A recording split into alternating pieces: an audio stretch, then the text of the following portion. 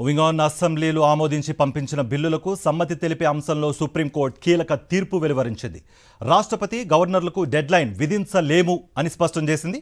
ఈ విషయంలో 3 నెలలు గడువు విధిస్తూ గతంలో ద్విసభ్య ధర్మాసనం ఇచ్చిన తీర్పును ప్రశ్నిస్తూ రాష్ట్రపతి ద్రౌపది ముర్ము సంబంధించిన ప్రెసిడెన్షియల్ రిఫరెన్స్కు అత్యున్నత న్యాయస్థానం సమాధానాన్ని ఇచ్చింది. పెండింగ్ బిల్లుల ఆమోదం కోసం రాష్ట్రపతి గవర్నర్లకు గడువును విధించడం తగదని సిజేఐ జస్టిస్ బిఆర్ గవాయ్ నేతృత్వంలోని రాజ్యాంగ ధర్మాసనం స్పష్టం చేసింది. అయితే కారణం చెప్పకుండా గవర్నర్లు బిల్లులు వెనక్కి పంపలేరని వెల్లడించింది.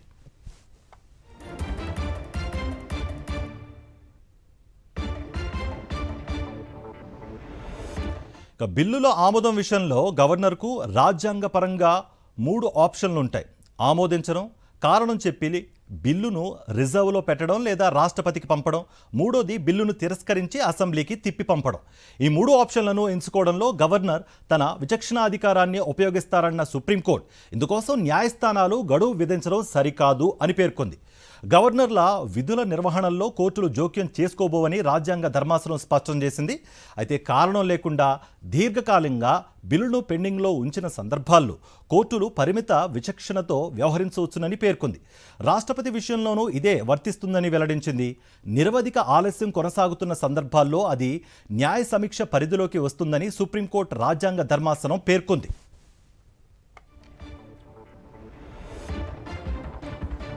రెడ్డిదాన్సానికి సంబంధించి మరింత సమాచారం మా ఢిల్లీ ప్రతినిధి వెంకటేష్ అందిస్తారు. వెంకటేష్, రాష్ట్రపతి గవర్నర్లకు 3 నెలల గడువు విధిస్తూ గతంలో సుప్రీంకోర్టు ఇచ్చిన తీర్పు పైన రాజ్యాంగ ధర్మాసనం ఈరోజు కీలక తీర్పు వెలువరించింది. రాష్ట్రపతి గవర్నర్కు 3 నెలల గడువు విధించడం సమంజసం కాదు అని కేంద్ర ప్రభుత్వం చేసినటువంటి వాదనతో ఈరోజు సుప్రీంకోర్టు ఏకీభవించింది. గవర్నర్కు రాష్ట్రపతికి బిల్లుల గడువు పైన ఎలాంటి డెడ్ లైన్ విధించలేమని ఈరోజు సుప్రీంకోర్టు స్పష్టం చేసింది.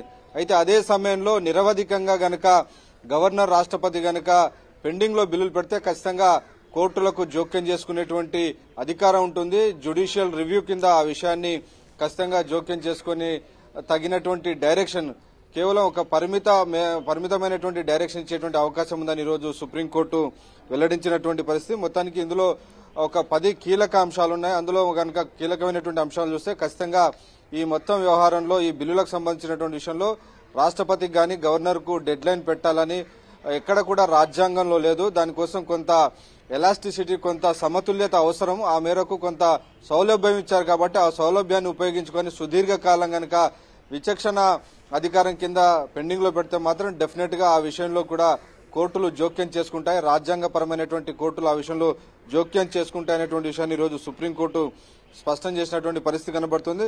వీటితో పాటు ప్రధానంగా వ్యవస్థల మధ్య ఏదైతే ఒక సెపరేషన్ ఆఫ్ పవర్స్ ఉంది, అధికారాల విభజన ఉంది రాజ్యాంగం ప్రకారం ఇటు న్యాయ వ్యవస్థ కానీ, శాసన వ్యవస్థ కానీ, అలాగే ఇటు కార్యనిర్వాహక వ్యవస్థకు, సో ఈ 3 వ్యవస్థలకు సపరేషన్ ఆఫ్ పవర్స్ ఉన్నాయి. సో ఆ సపరేషన్ ఆఫ్ పవర్స్ కింద ఒకరి అధికారంలోకి మరొకరు అతిక్రమించడం అనేది రాజ్యాంగం ప్రకారం కుదరదు. కాబట్టి ఆ మేరకు ఆర్టికల్ 200 కింద శాసనసభ రూపొందించినటువంటి చట్టం విషయంలో గానీ, అలాగే గవర్నర్ శాసనసభ పాత్రలో తాము జోక్యం చేసుకోలేమని కూడా ఈరోజు కోర్టు స్పష్టం చేసినటువంటి పరిస్థితి మనకు కనబడుతుంది. అలాగే డీమ్డ్ 3 నెలల్లోపల గనక రాష్ట్రపతి గాని గవర్నర్ బిల్లులను ఆమోదించకపోతే అది డీమ్డ్ టు బి అసెంట్ అనేటువంటి ఒక వ్యవహారాన్ని గతంలో కోర్టు తీర్పు చెప్పింది. కానీ ఆ విషయాన్ని కూడా ఈరోజు కోర్టు కొట్టేసింది. డీమ్డ్ టు అసెంట్ అనేది రాజ్యాంగంలో అసలు లేనే లేదు, అలాంటి భావన లేదు. ఆమోదం 3 నెలల లోపల గనక ఆమోదించకపోతే అది ఆమోదించినట్టే అనేటువంటి భావన కూడా సరికాదని ఈరోజు సుప్రీంకోర్టు స్పష్టమైనటువంటి తీర్పు చెప్పింది. ఆ నేపథ్యంలో ఇప్పుడు తెలంగాణకు సంబంధించి బీసీ రిజర్వేషన్ బిల్లు పైన గవర్నర్ ఏం చేయబోతున్నారు? సుదీర్ఘంగా ఆయన పెండింగ్ లో పెట్టుకున్నారు. ఆయన రిజెక్ట్ చేయడమా లేకుంటే మరొక నిర్ణయం, ఏదో ఒక నిర్ణయం తీసుకోవాల్సి ఉంది. సుదీర్ఘకాలం ఆయన పెండింగ్ లో పెట్టుకోవడానికి వీల్లేదు. కాబట్టి డెఫినెట్ గా తెలంగాణ బీసీ రిజర్వేషన్ అనేది ఇప్పుడు కీలకమైనటువంటి పాయింట్ గా మారబోతోంది. Right Venkatesh, thank you.